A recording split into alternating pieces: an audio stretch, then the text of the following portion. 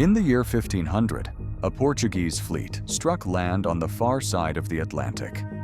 What they found would become Brazil, a colony built on sugar, slavery, and survival.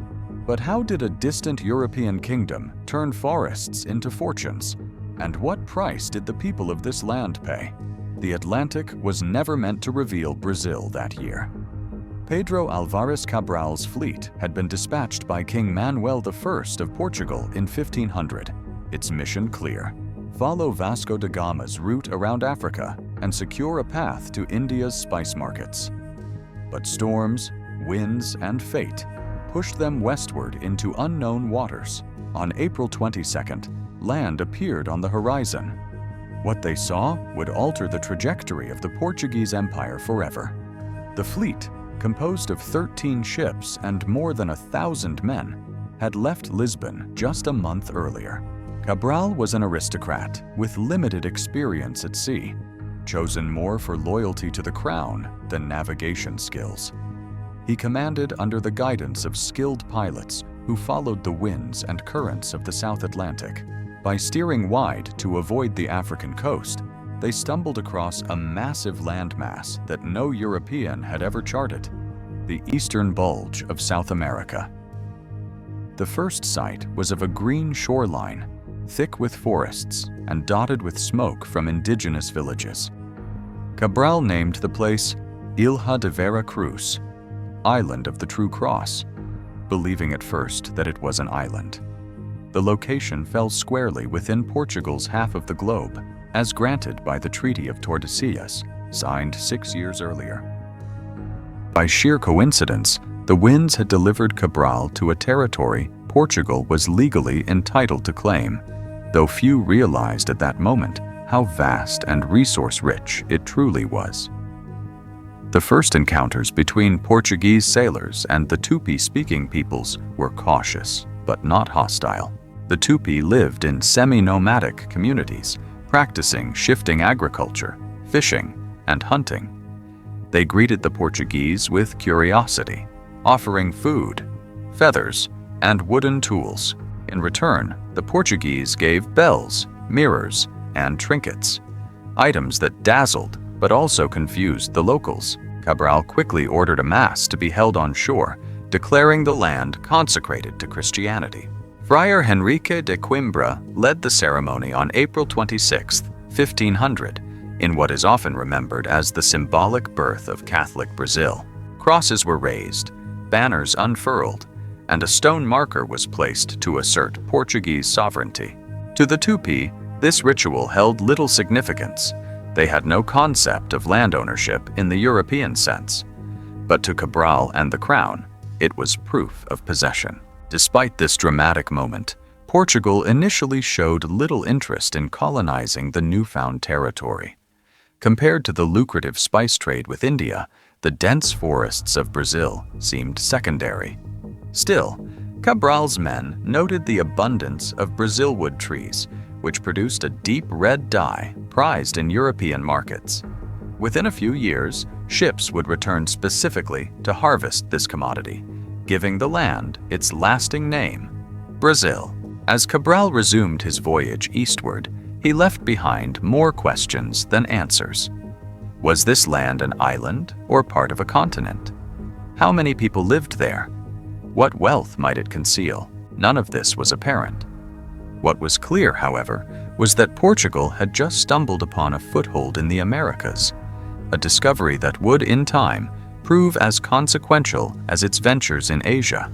When the Portuguese disembarked on the sandy shores of what they first called the Island of the True Cross, they encountered a people whose worldviews, customs, and ways of life could not have been more different from their own. These were the Tupi, one of the many indigenous groups inhabiting Brazil's vast coastline, and their first encounters with Europeans in 1500 set the stage for centuries of exchange, conflict, and transformation. The Tupi were skilled farmers and hunters, relying on cassava, maize, beans, and fish as staples of their diet. Their villages stretched along the coast in wooden communal houses called malocas, where extended families lived together. Life revolved around cycles of planting, fishing, rituals, and warfare with rival groups. To the Portuguese, accustomed to rigid hierarchies and private property, this communal lifestyle was both fascinating and alien. The Tupis' physical appearance struck Cabral's men. They went largely unclothed, adorned instead with feathers, paints, and intricate body decorations. While the Portuguese saw this as a sign of savagery, the Tupi viewed it as a display of identity, courage, and beauty. What seemed primitive to one culture was deeply meaningful to the other. Communication between the two groups was initially impossible. Without a shared language, gestures became the medium of exchange. The Tupi offered parrots, cotton, and food.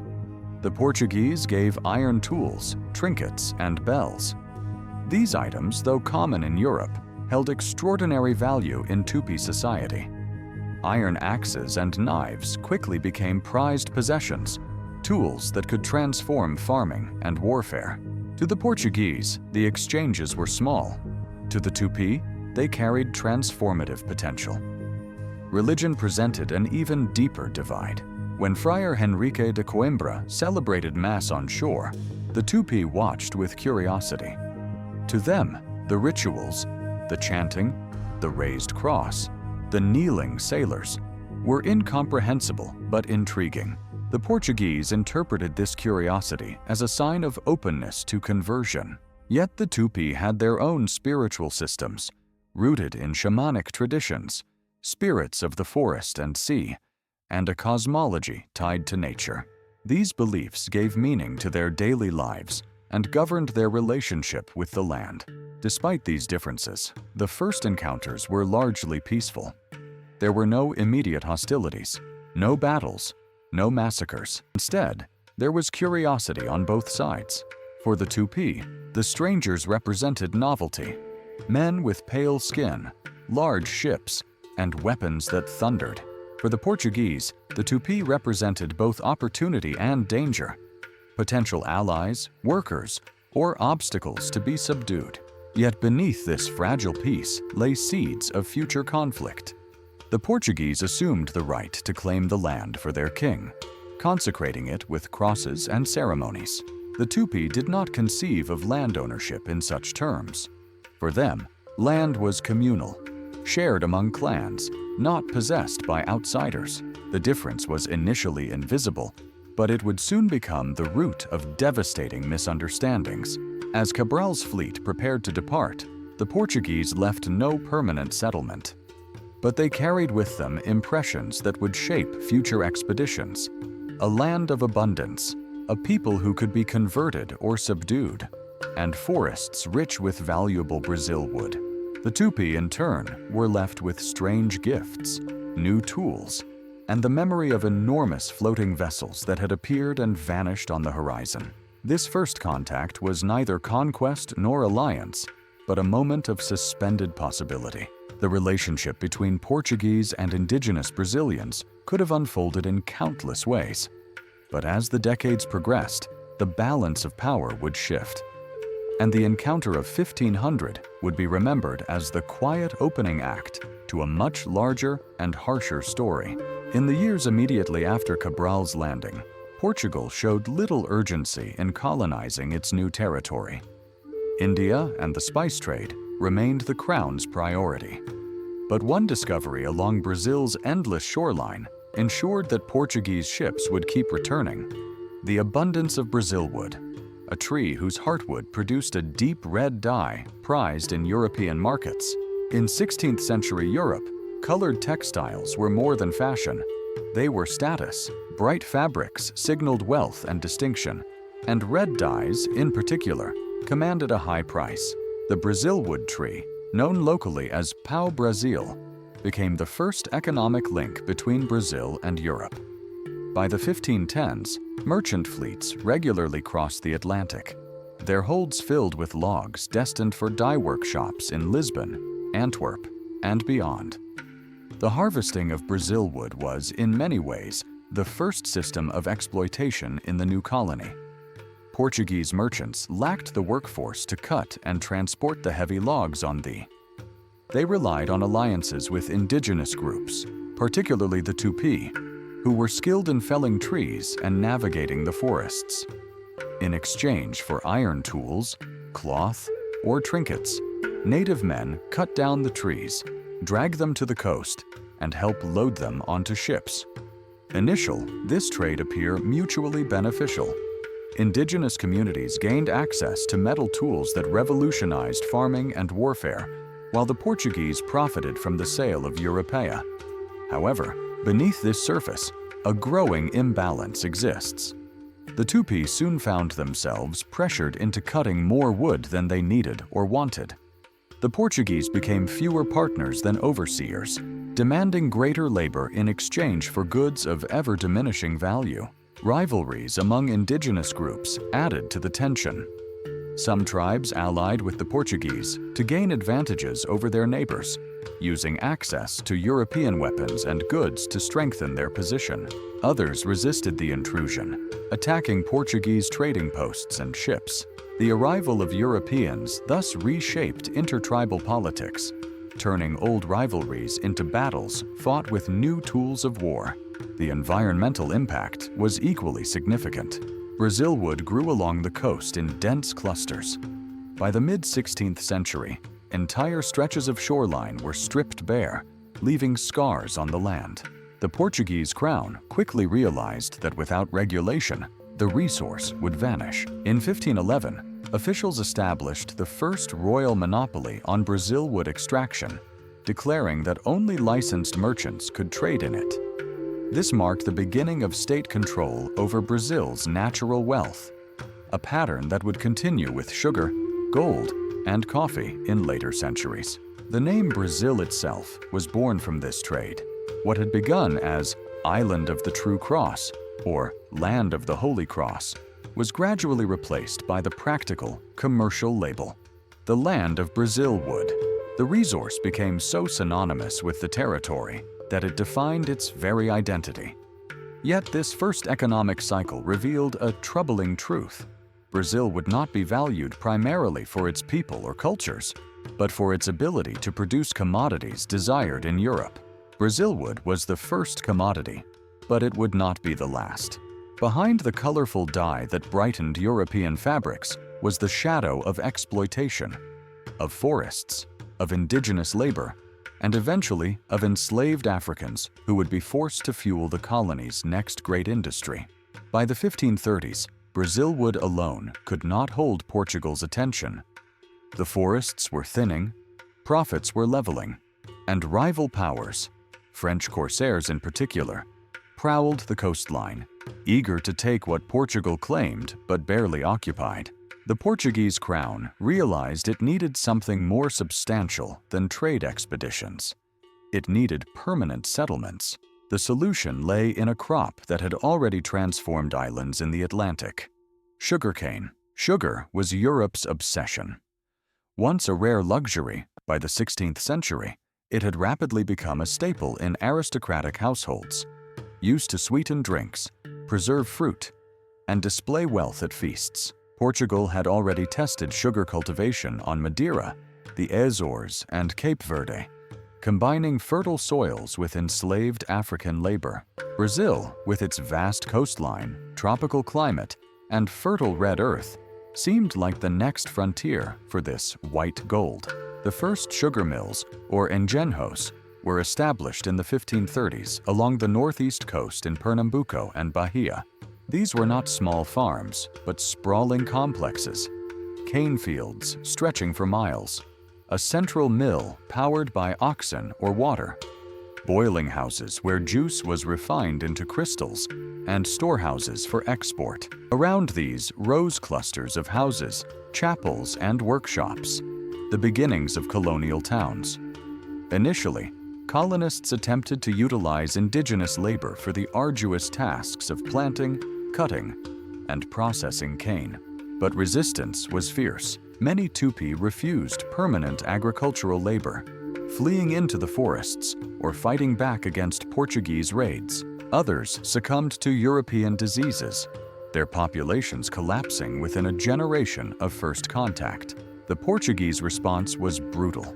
wars of enslavement against resistant groups, carried out with the dual justification of pacifying savages and expanding the faith. Yet the system faltered. Enslaving indigenous people proved unsustainable.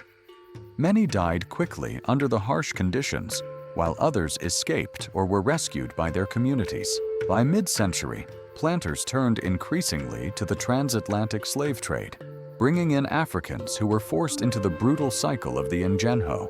By 1600, enslaved Africans outnumbered Europeans in many parts of Brazil, and sugar plantations became the heart of a society built on racial hierarchy and coerced labor.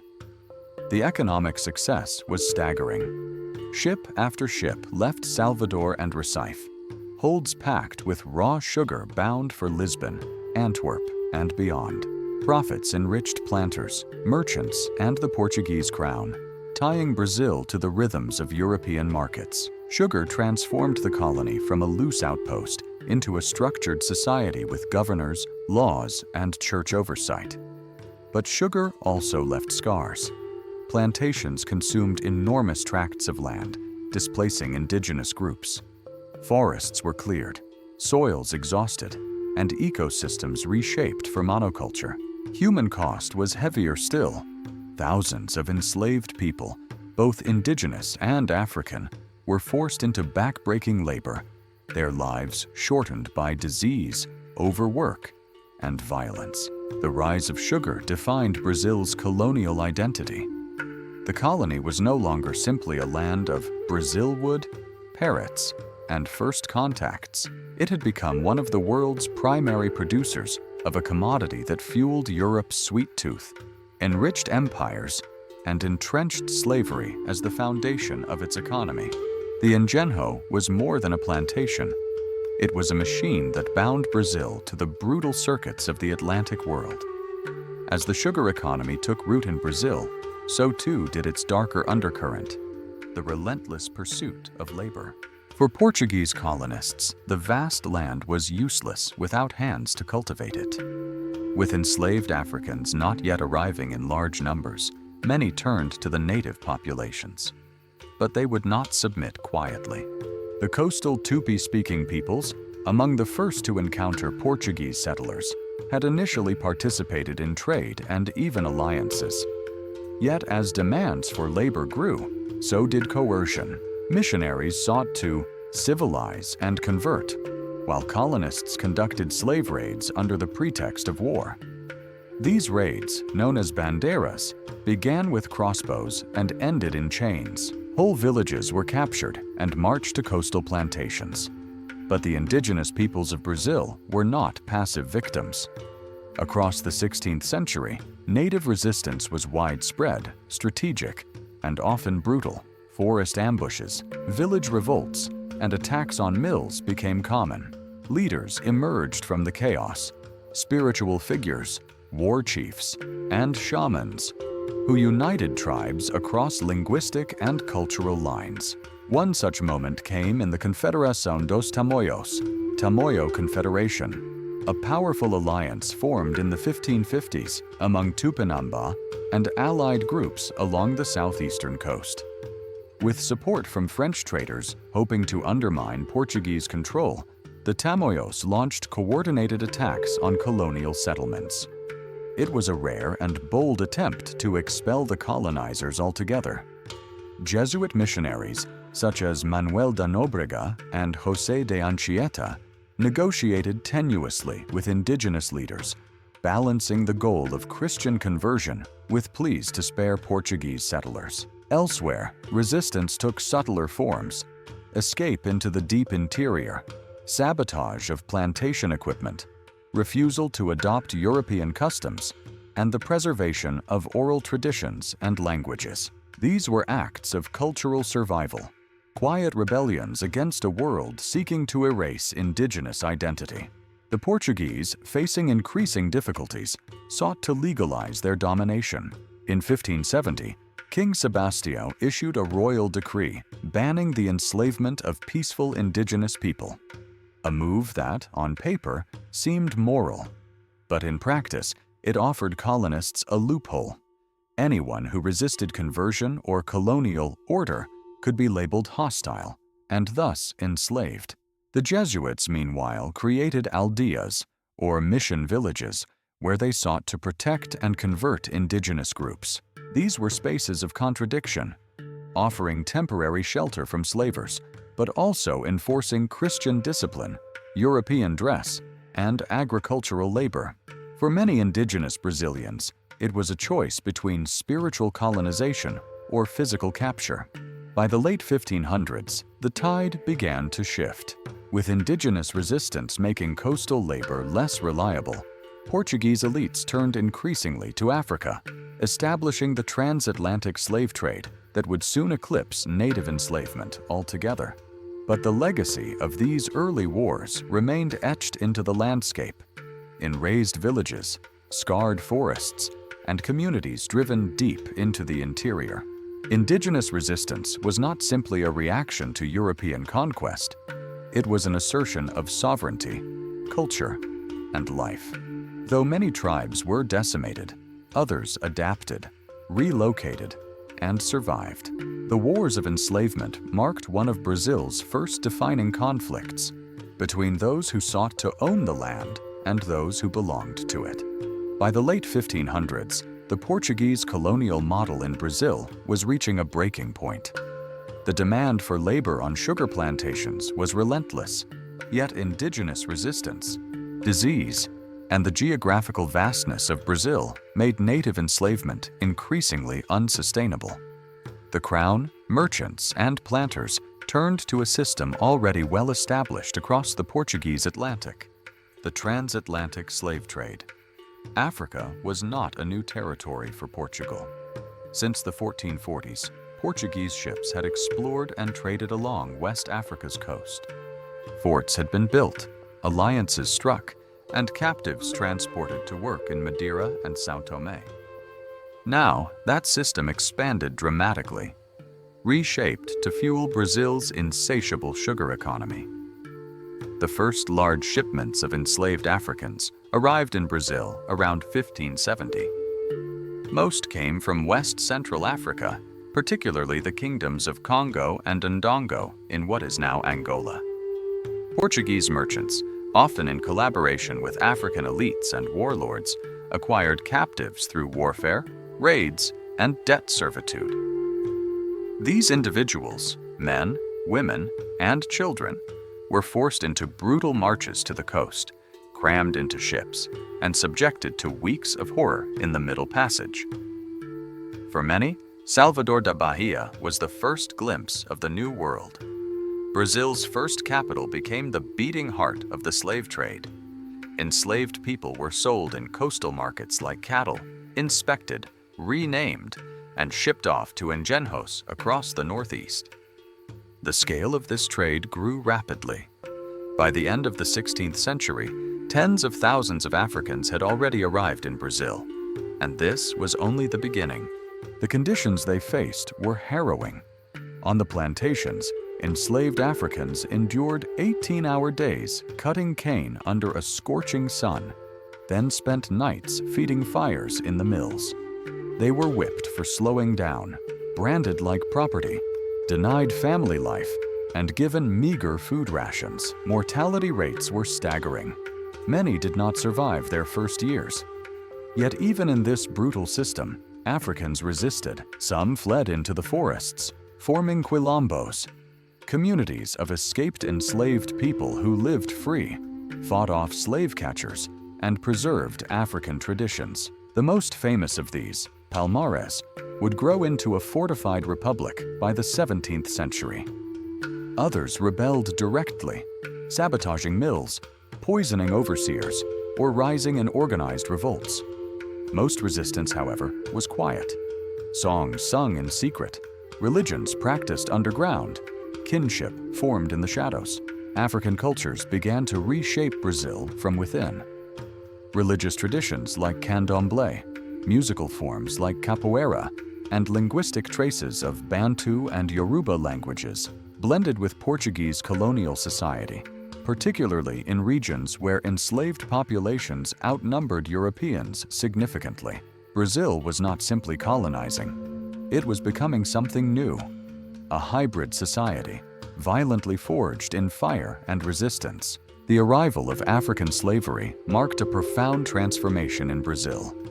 The colony shifted from a fragile outpost into the most profitable region of the Portuguese Empire. Sugar boomed, cities grew, and wealth flowed to Lisbon. But the cost was counted in stolen lives, broken bodies, and generations born into bondage. Brazil would go on to import more enslaved Africans than any other country in the Americas. And it all began here, not with a profit plan, but with a failure to dominate indigenous resistance, and a decision that shaped the nation's soul for centuries to come. As sugar wealth poured into Portuguese coffers and the slave trade deepened its roots, the Crown recognized that Brazil could no longer be treated as a scattered collection of coastal settlements. The colony required a structured system of governance, oversight, and centralized rule.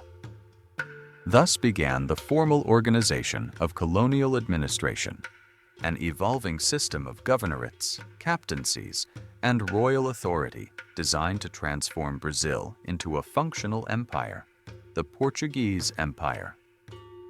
Initially, Brazil had been divided into hereditary captaincies, large strips of land granted to noblemen and military adventurers known as donatarios. These private landowners were responsible for colonizing, defending, and managing their territories. But by the mid-1500s, most captaincies had failed. Poor funding, indigenous resistance, internal disputes, and lack of infrastructure turned these regions into isolated, crumbling outposts. In 1549, recognizing the need for a more unified strategy, King João III abolished the failing system and appointed Tomé de Sousa as the first Governor-General of Brazil. He established Salvador as the capital, a fortified administrative hub that became the nerve center of colonial rule. Churches, barracks, and official buildings rose quickly. Jesuit missionaries arrived alongside soldiers and bureaucrats, forging a fragile empire of faith and Sousas. Tomé de Sousa's governance marked a new phase. Under his rule, institutions were created: a municipal council, a treasury, and a judiciary. Laws were codified, taxes imposed, and land disputes arbitrated.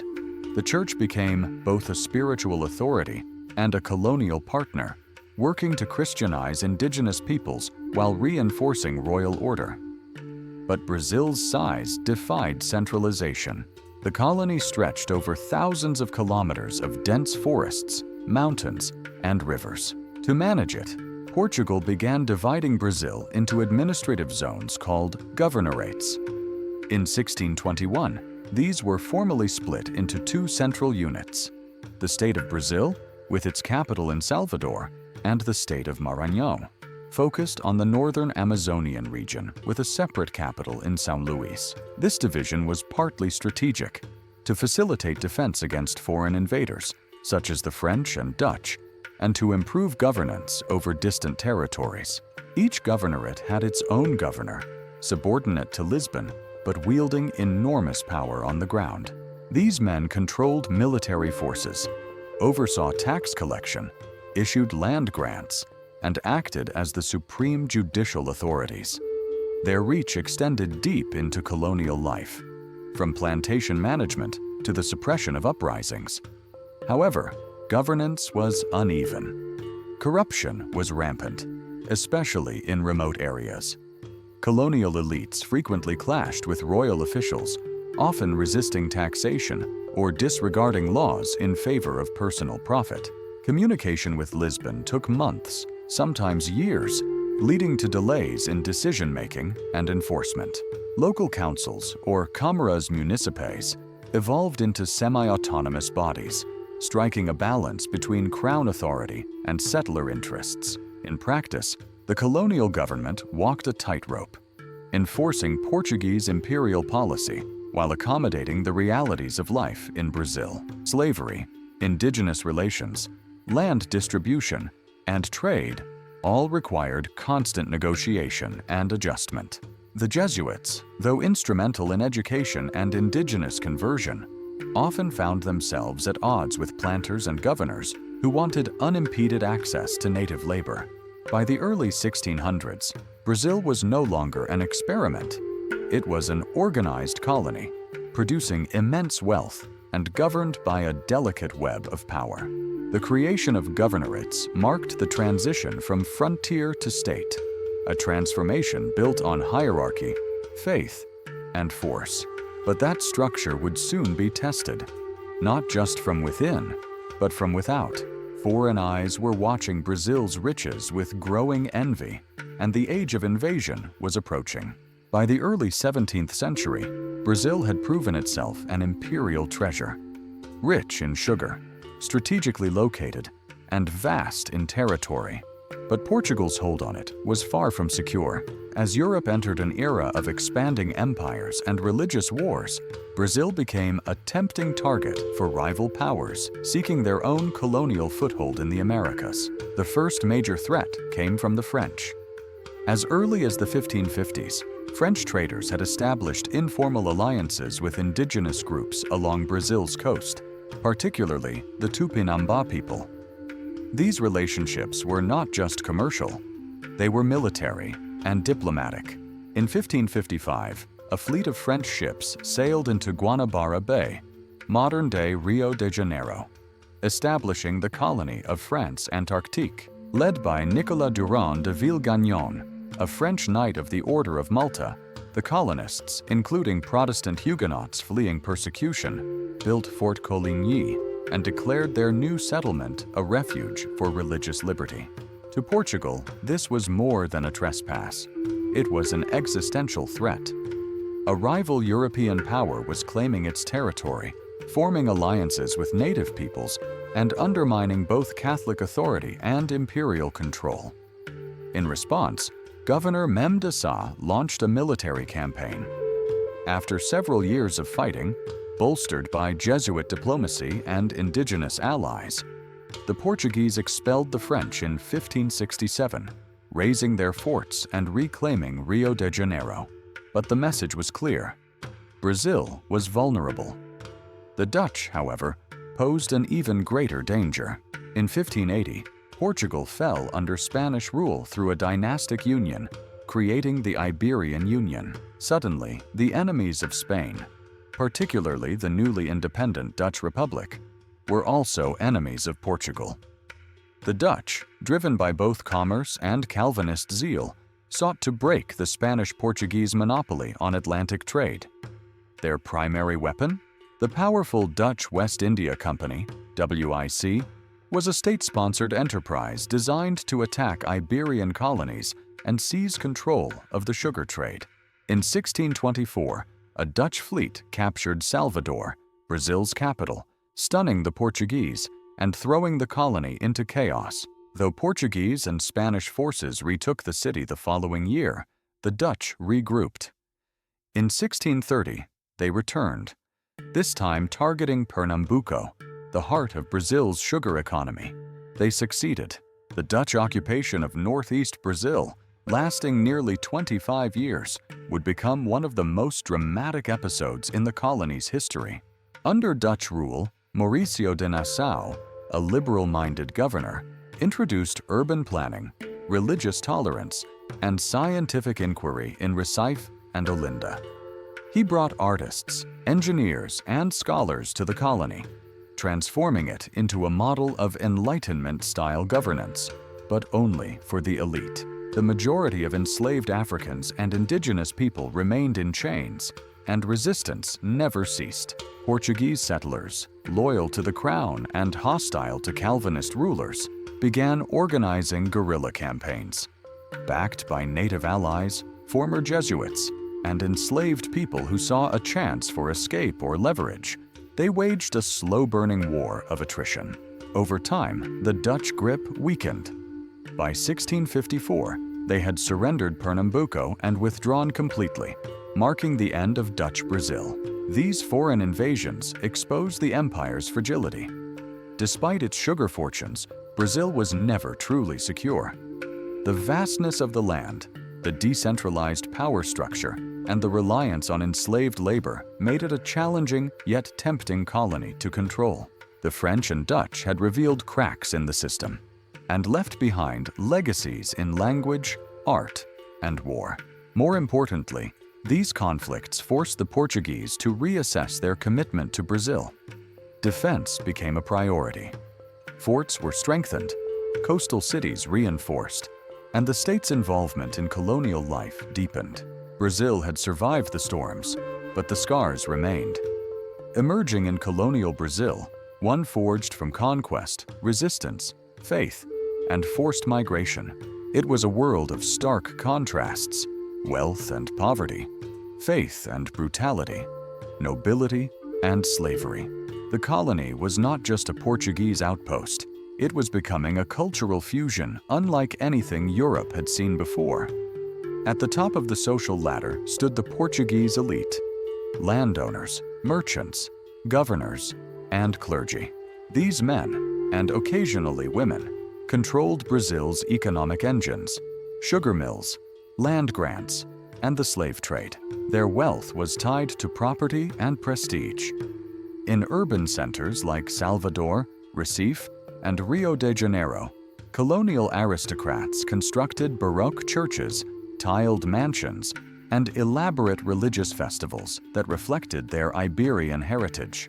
Below them were the mestizos, people of mixed ancestry, often of Portuguese and indigenous descent. Many served as artisans, tradespeople, or lower bureaucrats. Their status varied by region and family connection, but they were never entirely accepted into the elite. Then came the free blacks and formerly enslaved people, a growing population by the 1600s. Some had purchased their freedom. Others were manumitted. Many worked as carpenters, blacksmiths, fishermen, or even small-scale traders. A few, especially in urban areas, acquired land and formed communities, such as the Irmandades, religious brotherhoods that provided mutual aid, burials, and spiritual support for African-descended Christians. But at the bottom, numerically and brutally, were the enslaved. By the mid-1600s, the majority of Brazil's population was of African origin. These men and women were brought in chains, stripped of language and kin, and forced into unrelenting labor in mills, fields, kitchens, and mines. The enslaved people ruled their lives, slave quarters, where overwork, malnutrition, and violence were common.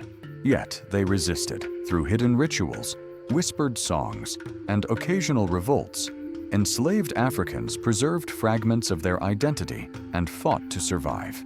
Religion was everywhere, and everyone was expected to be Catholic. The Jesuits, Franciscans, and Benedictines led mass conversions of both indigenous peoples and enslaved Africans. Baptism became a colonial tool, a symbol of submission to both God and crown. Churches rose in every town, and festivals like Corpus Christi became grand displays of faith and power. But Catholicism in Brazil was not purely Roman. Over time, it absorbed African and indigenous elements. Secret practices emerged as enslaved Africans fused Yoruba or Bantu beliefs with Catholic saints, giving rise to early forms of syncretic religions that would later evolve into Candomblé and Umbanda. These beliefs offered spiritual refuge and subtle resistance. Family life, too, reflected colonial complexity. Marriage was encouraged by the church, but often complicated by racial hierarchies and economic dependence. Many unions were informal, particularly among enslaved people. Children of mixed descent became common, born into a rigid caste system, yet often navigating multiple cultural worlds. Education was limited. Jesuits established some schools, mainly for elite boys. Women were rarely taught beyond religion and domestic skills. But in convents and urban centers, a few literate women, especially among free mulatto or white populations, recorded letters and accounts that now serve as rare windows into colonial life. Ultimately, colonial Brazil was a society in motion. ethnically diverse, socially divided, and spiritually contested. It was neither entirely Portuguese, nor fully African, nor indigenous, but something hybrid, improvised, and constantly shifting. Out of violence and survival, a new Brazil was forming, and with it, a culture that would shape the continent. By the year 1600, Brazil was no longer a mysterious frontier on the edge of the world.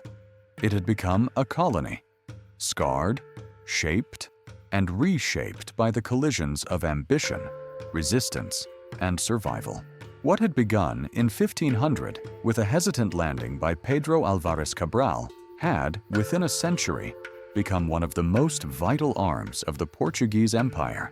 But the cost of that transformation was immense. Brazil's forests, once teeming with biodiversity and revered by its native peoples, had been carved into plantations, their riches shipped across the Atlantic. The Brazil wood trees that gave the land its name were nearly depleted by 1600. In their place stood endless rows of sugarcane, cultivated through fire and blood. The sugar economy had changed everything. It created elites, generated wealth, and turned Brazil into the economic engine of the Portuguese crown. But it also gave rise to one of the most brutal systems of slavery in world history. By the close of the century, tens of thousands of enslaved Africans had been torn from their homelands and forced into lives of misery. Slavery was no longer a temporary experiment. It was a permanent institution. Meanwhile, the indigenous peoples of Brazil, once the only inhabitants of the land, had been pushed to the margins. Entire communities had vanished, their populations shattered by disease, warfare, or assimilation. Others had adapted, resisting openly or subtly, joining quilombos, fleeing into the forests, or converting under pressure to Christianity. The 1500s marked the beginning of a long and painful unraveling of native sovereignty. Yet Brazil was not merely a victim of colonialism. It was also a creator of something new. In the crucible of violence and trade, as well as language and ritual, a hybrid culture was emerging. Portuguese blended with African rhythms. European saints were fused with West African orixás. Cities rose where forest paths once lay, and out of oppression, new communities formed. From enslaved brotherhoods to freed black artisans to indigenous converts navigating the new colonial order. The end of the 1500s did not mark a pause. It was a transition. In the decades ahead, Brazil would face deeper wars, gold rushes, revolts, and a growing awareness that its future would not simply be an extension of Portugal. But the foundations had been set. The century had forged Brazil's identity, not just as a colony, but as a vast, unpredictable, and profoundly human society. What remained was a paradox, a land of immense promise and enduring pain, a society born of collision, a future written by conquest, but not yet complete.